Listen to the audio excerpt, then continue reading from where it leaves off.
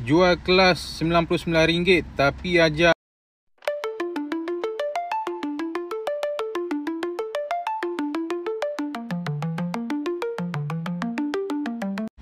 Jual kelas RM99 tapi ajar aku cara upload video je.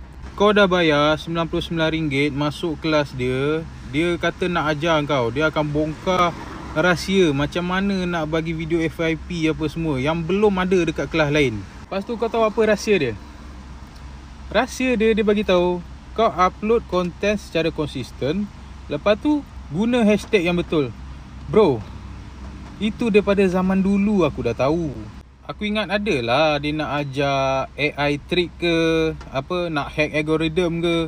Alah, rupanya dia ajar cara nak buat akaun TikTok daripada awal. Itu semua orang dah tahu bro. Tak salah kau nak jual ilmu, tapi kau jangan overclaim lah, tu je.